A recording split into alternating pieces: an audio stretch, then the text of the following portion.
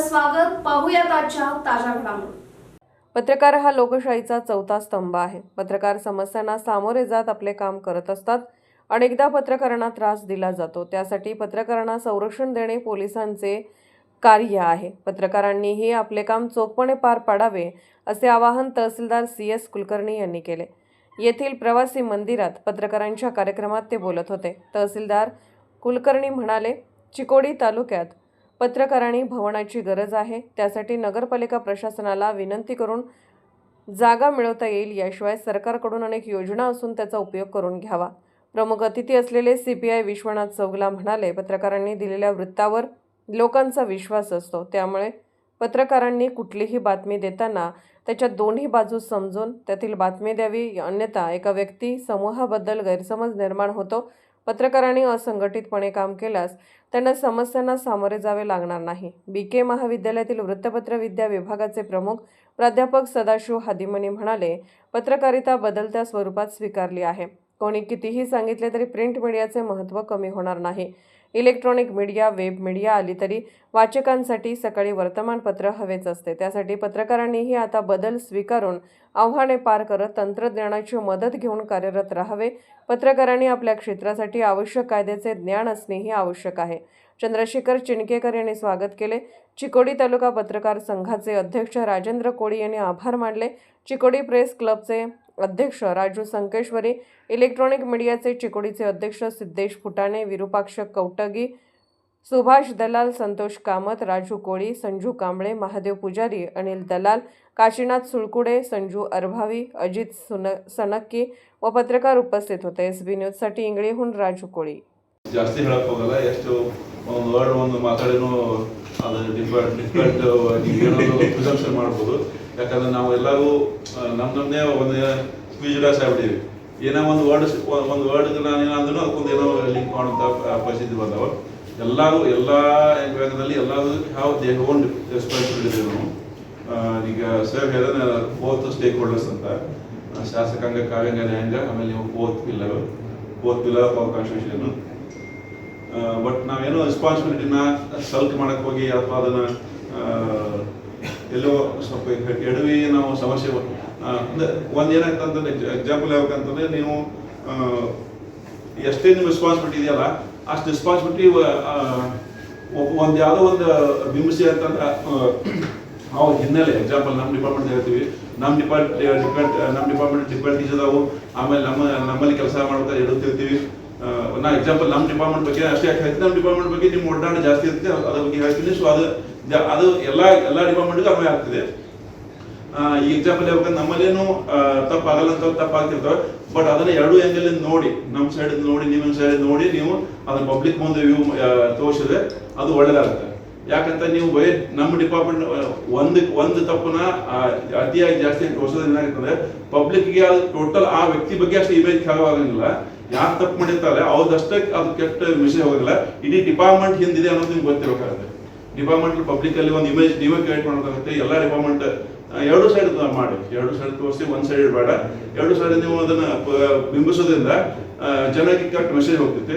So ಅದರಿಂದ ನಿಮ್ದು response, ನಿಮಗೊಂದು ಏನು ರೆಸ್ಪಾನ್ಸ್ ಕೊಟ್ಟಿದ್ದಲ್ಲ ನಮ್ಮ ಸೊಸೈಟಿಯಲ್ಲಿ, ಆ ರೆಸ್ಪಾನ್ಸಿಬಿಲಿಟಿ ಇನ್ನೂ ಚೆನ್ನಾಗಿ ಫಾರ್ವರ್ಡ್ ಆಗತ್ತೆ ಅಂತಂದು ನನಗೆ ಈ ಮೂಲಕ ತಮ್ಮಲ್ಲಿ ಕೇಳ್ಕೊತಾ ನನಗೆ ಇಲ್ಲಿ ಕಳಿಸಿ ಸನ್ಮಾನ ಮಾಡೋದಕ್ಕೆ, ಆಮೇಲೆ ತಮಗೆ ಒಟ್ಟು ಖುಷಿ ಅಂತಂದ್ರೆ ಎಲ್ಲರೂ ಒಟ್ಟಿಗೆ ನೋಡಿ ಖುಷಿ ಆಯ್ತು ನನಗೆ. ಇವತ್ತು ಭಾಳ ಸತಿ ಒಟ್ಟು ನೋಡಿದ್ದಿಲ್ಲ, ನಾನು ನೋಡಿದ್ದಿಲ್ಲ.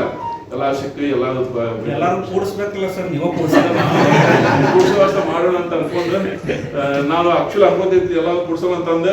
ಬಟ್ ಸ್ವಲ್ಪ ಯಾವಾಗ ಕೊಡ್ಬೇಕಂತ ಇನ್ನೊಂದು ಡಿಫ್ರೆಂಟ್ ಹೋಗ್ತಿರ್ತಾವ. ಆ ಡಿಫ್ರೆಂಟ್ ಮತ್ತೆ ನಾ ಹೇಳಕ್ ಹೋಗಲ್ಲ. ಒಂದ್ ಸ್ವಲ್ಪ ಇವೆಲ್ಲ ಕೂಡ ಕಡಿದ ನಾ ಕೊಡ್ತಾ ಕಡಿದೀನಿ.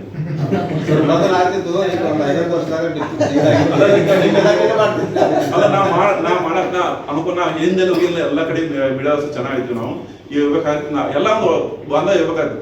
ಈಗ ನೀವು ಒಂದು ಸೊಸೈಟಿ ಡಿಫರೆಂಟ್ ಪೊಸಿಷನ್ ಇದೆ, ನಾವೆಲ್ಲ ಸಾಯ್ಬೇಕು, ನಾವು ಇರ್ತೀವಿ. ಸೊ ನಿಮ್ಗೆ ಕೂಡ್ಸೋಂಥ ವ್ಯವಸ್ಥೆ ಮಾಡಕ್ ಮಾಡಿ ನಾನು. ಬಟ್ ಅದೇನಾಯ್ತು ಅಂತಂದ್ರೆ ಸ್ವಲ್ಪ ಡಿಫಿಕಲ್ಟೀಸ್ ಕಂಡು ಅದು ಮಾಡಕ್ ಹೋಗಿಲ್ಲ ನಾನು. ಬಟ್ ಇವೆಲ್ಲ ರೆಸ್ಪಾನ್ಸಿಬಿಲಿಟಿ ಇದೆ, ಎಲ್ಲ ಕೂಡಿ ಫಂಕ್ಷನ್ ಮಾಡೋಣ, ಮತ್ತೆ ಬೇರೆ ಟೈಪ್ ಒಂದು ಗೆಟ್ ಟುಗೆದರ್ ಮಾಡೋಣ ಅಂತ ಅನ್ಕೊಂಡು ನನಗೆ ಅವಕಾಶ ಕೊಡೋದಕ್ಕೆ ನಮಗೆಲ್ಲ ಒಂದು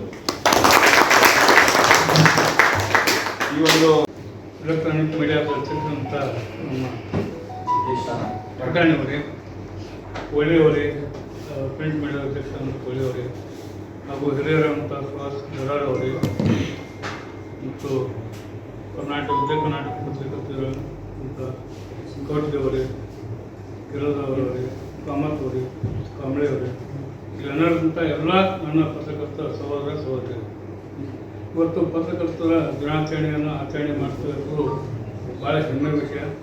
ಈಗ ನಾನು ಈ ತಾಲೂಕಿನಲ್ಲಿ ಒಂದು 2-3 ಕಾರ್ಯಕ್ರಮದಲ್ಲಿ ನಾನು ಭಾಗವಹಿಸ್ತೀನಿ.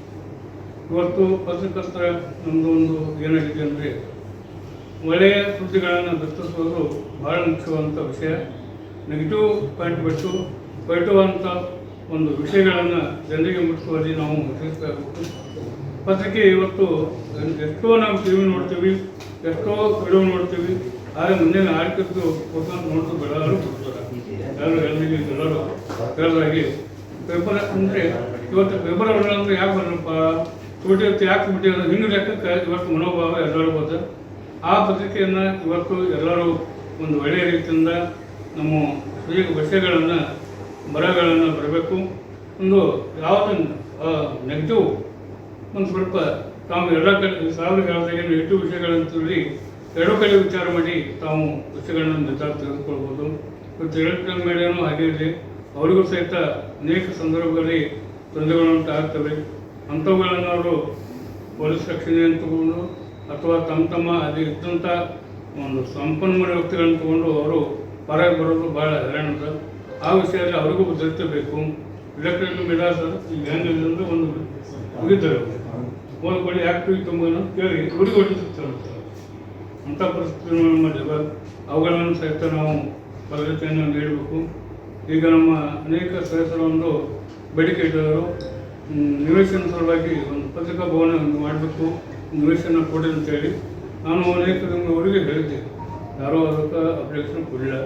ಹೀಗಾಗಿ CS ಆಗಿದ್ದಲ್ಲಿ ನೋಡಿ ನಮ್ಮ ಪುರಸಭೆ ಯಾರು ಬರ್ತಾರೆ ಅವರು ನೋಡಿಕೊಂಡು ಯಾವುದೋ ಒಂದು ಸೈಟ್ ಇದ್ದರೆ ನೋಡಿಕೊಂಡು ಅಲ್ಲಿ ಮಾಡುವಂಥ ಒಂದು ಪ್ರವೃತ್ತಿ ಆಗಬೇಕು. ಸರ್ಕಾರದಿಂದ ಅನುದಾನ ಬರಬೇಕು. ಇವುಗಳನ್ನು ತಾವೆಲ್ಲರೂ ಕೂಡ್ಕೊಂಡು ಒಟ್ಟಾಗಿ ಕೂಡ್ಕೊಂಡು ನಾವು ಒಂದು ಪ್ರಯತ್ನ ಮಾಡಿದರೆ ಅದಕ್ಕೆ ಫಲ ಸಿಗ್ತಾ ಇದೆ. ಯಾಕಂದರೆ ಜಿಲ್ಲಾ ಮಟ್ಟದ ಒಂದು ಪತ್ರಿಕಾ ಭವನ ಆಗಬೇಕು. ಯಾಕೆ ಬೆಳಗಾವಿಯಲ್ಲಿ ಆಗ್ತದೆ, ಇಲ್ಲಿನೂ ವಾರ್ತಾ ಇಲಾಖೆ ಬೇಕು ಅನ್ನೋಂಥ ಬೇಡಿಕೆ ನಿಮ್ಮಲ್ಲಿ ಅನೇಕ ಆರೋಪಗಳನ್ನು ಎಕ್ಸ್ಪ್ರೆಸ್ ಮಾಡ್ತಾ ಇದ್ದಾರೆ. ಆ ವಿಷಯಕ್ಕೆ ತಾವೆಲ್ಲರೂ ಒಟ್ಟಾಗಿ ಅದನ್ನು ಮಾಡ್ಕೋಬೇಕಂತ ಹೇಳ್ತಾ ಇವತ್ತು ನಮ್ಮದು ಒಂದು ಕಂದಾಯ ದಿನಾಚರಣೆ ನಿಮ್ಮ ಚಂದ ಅಂತ ಹೇಳ್ತಾನೆ. ಕಂದಾಯ ದಿನಾಚರಣೆ ಇದೆ. ಇವತ್ತು 1 ಗಂಟೆಗೆ ನಮ್ಮಲ್ಲಿ ಡೇಟ್ ಸ್ಕೂಲ್ನಲ್ಲಿ ಒಂದು ಅದೂ ಇದೆ, ಊಟದ ಭೋಜನ ವ್ಯವಸ್ಥೆ ಅನ್ನೋದು ತಾವೆಲ್ಲರೂ ಬರಬೇಕು ಅಂತೇಳಿ ನಾನು ಹಾರೈಸ್ತೀನಿ. ಈ ಕಾರ್ಯಕ್ರಮಕ್ಕೆ ಕಳಿಸಿ ಸನ್ಮಾನ ಮಾಡೋದಕ್ಕಾಗಿ ನಿಮಗೆಲ್ಲರಿಗೂ ಧನ್ಯವಾದ ಹೇಳ್ತಾ ನನ್ನ ಮಾತು ಮುಗಿಸ್ತೀನಿ. ಜಯಂತಿ. राजकीय, सामाजिक, आर्थिक असा सर्व घडामोडींचा आढावा पाहायला विसरू नका SB न्यूज चॅनल आणि नक्कीच सबस्क्राईब करा.